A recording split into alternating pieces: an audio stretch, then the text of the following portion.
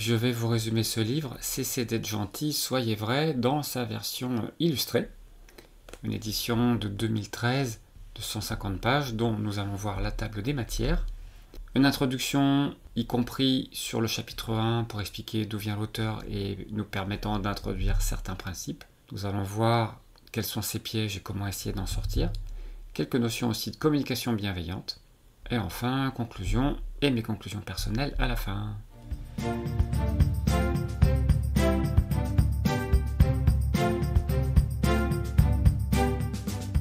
Et au tout début, cette interrogation, pour voir si vous vous reconnaissez dans certaines de ces affirmations, à vous de voir si vous arrive de vous dire quelque chose parmi ces propositions que l'on trouve tout en introduction du livre.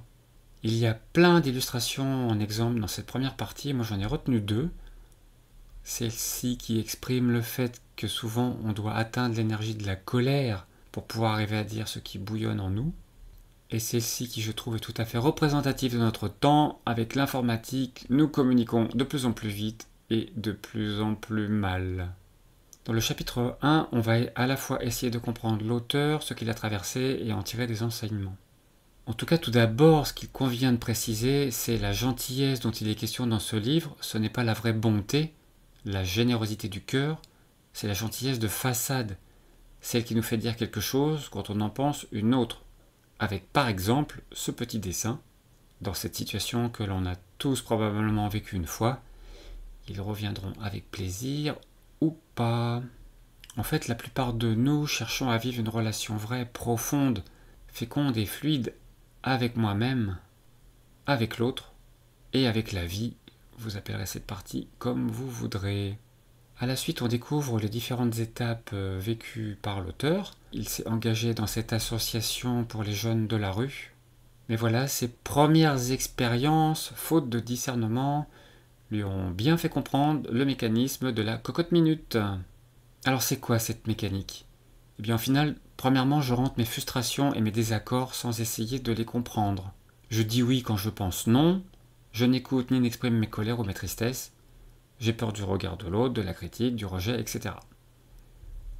Et hélas, je tiens bien serré les couvercles des conditionnements familiaux, scolaires, religieux, sociaux, qui m'encouragent à être gentil, raisonnable, en acceptant de me manquer de respect, de négliger l'être humain que je suis. Et puis je laisse mijoter tout ça sur le feu du temps qui passe et qui chauffe. Et tôt ou tard, ça pète, souvent à la suite d'un élément déclencheur mineur. La cocotte explose dans l'agression ou implose dans la dépression. Avec en illustration ce petit dessin qui nous dit bien que si je réprime ce qu'il serait juste que j'exprime, tôt ou tard, je risque de déprimer ou d'exploser. En quatrième étape, l'auteur est allé vers une thérapie. En fait, il était pris dans ses enfermements, dans ses habitudes de fonctionnement et dans ses automatismes de pensée. Dans enfermement, il y a enfer, et il dit l'enfer, c'est notre système de pensée fixe. Avec cette illustration pour souligner que dans la nature, il n'y a rien de fixe. Tout est en mouvement. Et l'idée fixe, c'est bien une invention de l'homme. Et après, l'homme s'étonne d'être à contre-courant du vivant. Et en dernière étape, l'auteur est devenu thérapeute. Chapitre 2. Voulez-vous sortir des pièges? Pour sortir d'un piège, on doit prendre en compte deux principes. Déjà, avoir la compréhension qu'on est pris dedans. Ça, c'est le premier principe. Mais attention, faire ce constat n'est pas nécessairement confortable. Nous rechignons souvent à admettre que notre fonctionnement n'est pas le meilleur. Et deuxième principe, on ne peut pas sortir d'un piège sans comprendre comment il s'est enclenché. Ce qui peut demander un peu de courage et d'humilité. Deux ressources intérieures plutôt négligées aujourd'hui, hélas. Voici un exemple de piège parmi bien d'autres illustrés dans ce livre. Situation on ne peut plus classique avec la maman qui demande à son enfant, sous une formulation qui va toujours tourner autour de « tu serais gentil de », et ça c'est ce qu'on entend avec nos oreilles, mais ce que nous avons capté et encodé dans notre cœur est plutôt « je t'aime si ». Et là effectivement arrive la peur de ne pas être aimé. Alors après on aborde les pièges. Le premier c'est le piège de faire plutôt que d'être. On risque de se retrouver piégé dans la course à tout bien faire, en faire de plus en plus et finalement trop. Nous avons besoin de temps avec nous-mêmes pour vérifier autre chose. Ce que je vis correspond-il toujours à mes priorités? Suis-je aligné sur mon élan de vie ou en train de me suradapter pour être gentil? Est-ce que j'accepte, même si ce n'est pas confortable, de me remettre un moment en question? L'autre risque, c'est de se couper du lien avec l'autre. Au fond, nous ne savons pas que nous ne savons pas écouter. Et on risque aussi de se couper du lien avec la vie. Deuxième piège, je n'ai pas mis l'estime de moi en moi, mais dans le regard des autres. En développant notre estime de soi, nous développons l'assertivité qui permet, avec force et bienveillance, d'écouter l'autre développer sa position, même si l'on n'est pas d'accord avec lui.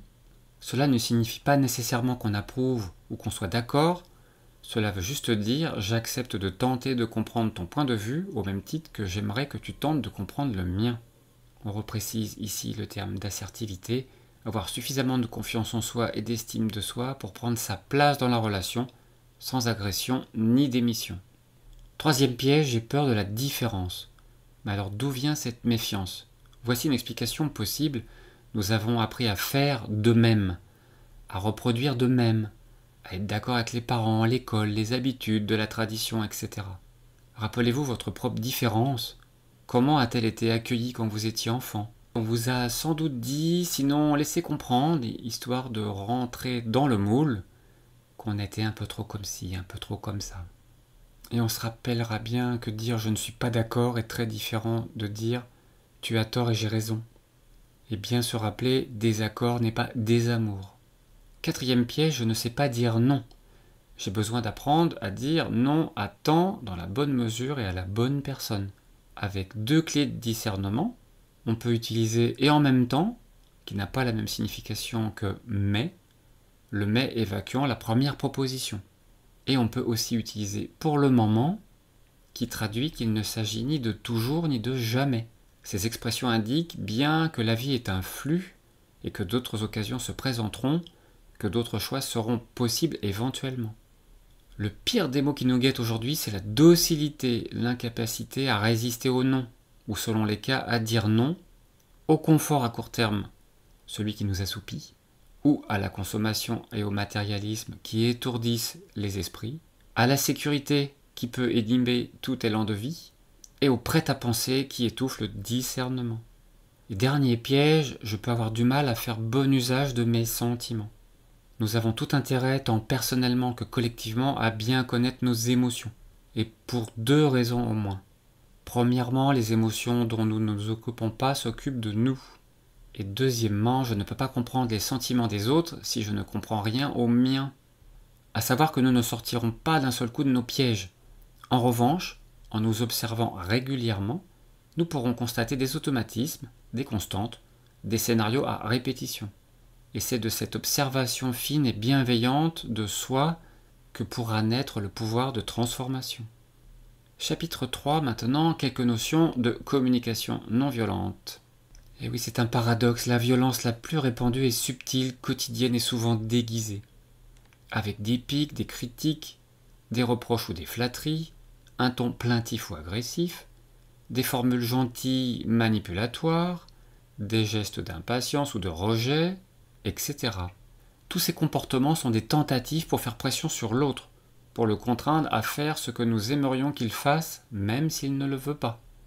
Malgré nos bonnes intentions, notre système de pensée et nos habitudes de langage sont truffés de mécanismes qui génèrent de la violence invisible, camouflée et insidieuse.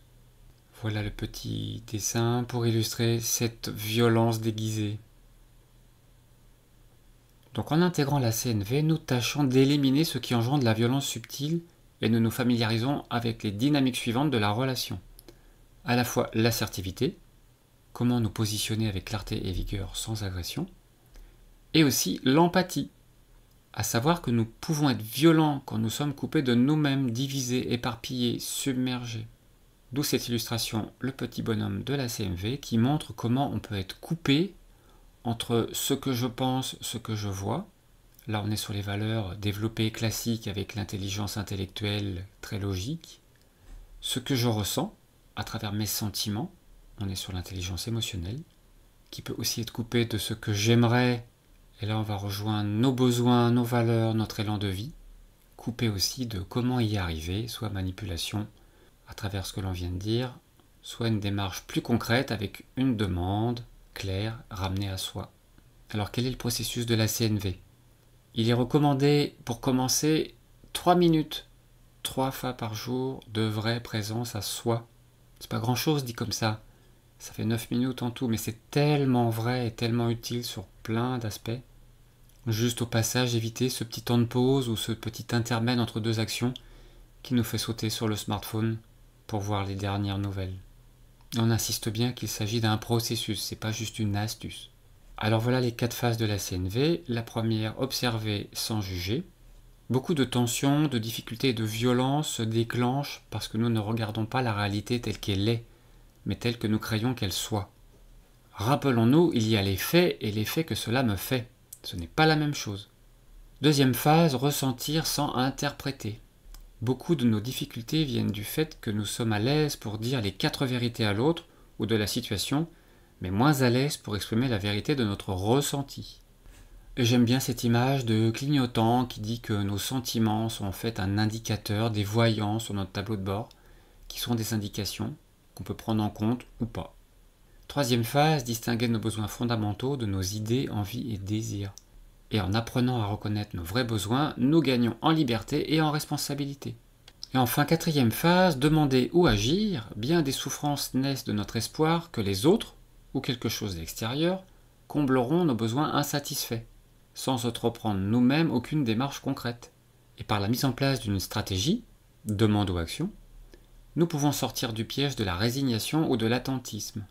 Quand nous nous prenons nous-mêmes en charge, quitte à demander de l'aide dont nous avons besoin, on rappelle ici qu'être autonome, c'est aussi savoir demander de l'aide, eh bien nous pouvons gagner en autonomie et en bien-être. Ici on nous raconte l'histoire de Jeanne et sa fille avec plusieurs enseignements, dont un que je retiens particulièrement: si l'on fait ce que l'on a toujours fait, on obtient ce que l'on a toujours obtenu. Puis nous arrivons aux annexes. On rappelle que les sentiments sont des outils de pilotage très utiles et comme on manque potentiellement de vocabulaire pour bien mettre le bon mot sur ce que l'on ressent, on va avoir des listes qui vont pouvoir nous y aider. Avec par exemple un extrait de la liste des besoins, utile pour plein de démarches, que ce soit pour des démarches psychologiques comme on parle un peu ici, mais aussi pour une santé globale, où il paraît très utile de comprendre son propre fonctionnement. Deuxième liste, les sentiments que nous éprouvons lorsque nos besoins sont satisfaits ou lorsqu'ils ne sont pas satisfaits. Et enfin, la liste des sentiments comprenant des interprétations et des jugements. Et là, inutile de dire qu'on en use et que l'on en abuse tous les jours. La conclusion de l'auteur, c'est le temps, l'intention profonde et la présence. Il nous dit que nous aurons du mal à pacifier notre rapport avec qui que ce soit sans avoir d'abord pris soin de pacifier notre rapport au temps. Nous éviterons bien des difficultés en gardant le cap sur l'objectif, qui se résume en la relation d'abord, l'être, et le résultat ensuite, le faire. Que de problèmes quotidiens s'enclenchent parce que nous perdons conscience et oublions ce que nous cherchons, notre intention profonde, notre but ultime. Et une confidence bien utile, nous ne sommes pas seuls. J'en arrive à mes conclusions personnelles, ce sujet est passionnant et très important, car nous pouvons tous améliorer notre communication pour aller vers des relations apaisées et surtout pour notre propre santé. On sait à quel point les émotions refoulées peuvent avoir un impact négatif sur notre santé. Et on sait bien qu'en ce moment, le prêt à penser est légion. Ils nous mettent tellement de sujets en tête qu'il est plus confortable et moins fatigant d'annoncer la position du plus grand nombre. Et là, on est invité un peu à questionner quand même, à poser des pourquoi.